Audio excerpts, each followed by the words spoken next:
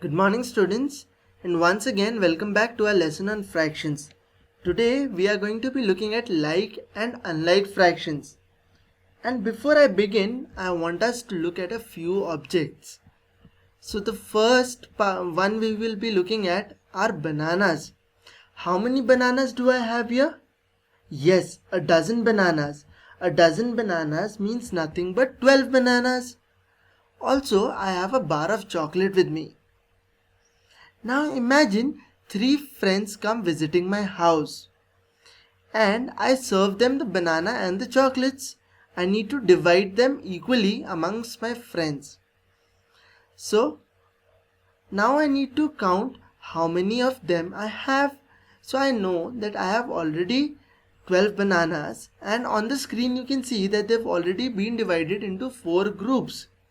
That means each of my friends and myself I am going to get 3 pieces.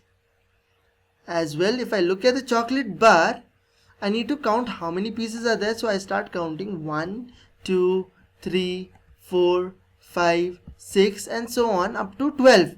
Here also we see that it is 12. So how many parts from the chocolate do my friends receive each? Here they receive 3 parts. So the fraction is 3 upon 12 in both the situations. In such a situation, whenever we have a common denominator, such a fraction will be known as a like fraction. So whenever we have two fractions which are broken into the same number of parts or have the same denominator, they are known as like fractions. Now let us move on and change the facts a bit.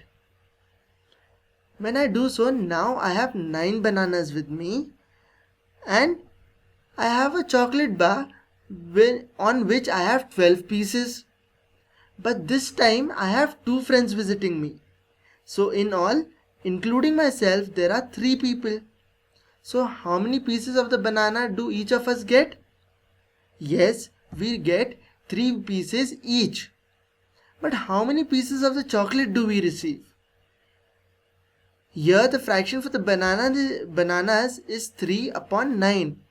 But if we look at the chocolates, each of us will receive 4 pieces as there is one less person.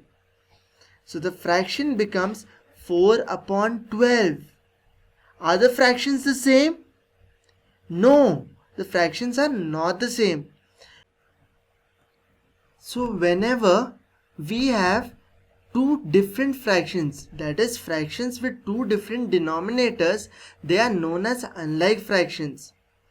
And it can also be read as whenever we have two fractions which are broken into different number of parts or have different denominators, they are known as unlike fractions. Now let us come to solving a few questions on our own.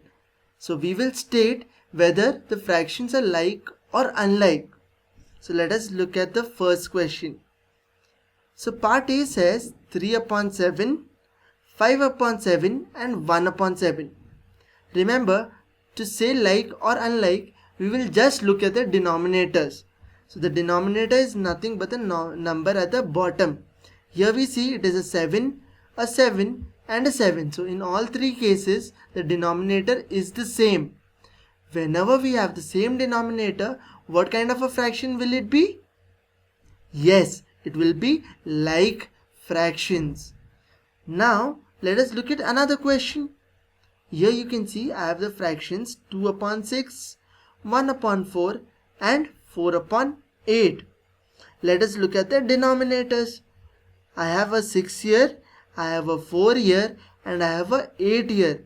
Are they the same? No, these numbers are not same. So they are known as unlike fractions. Let us look at yet another example. 2 upon 9, 8 upon 9 and 3 upon 9. Are these like fractions? You answer me. Yes, these are like fractions.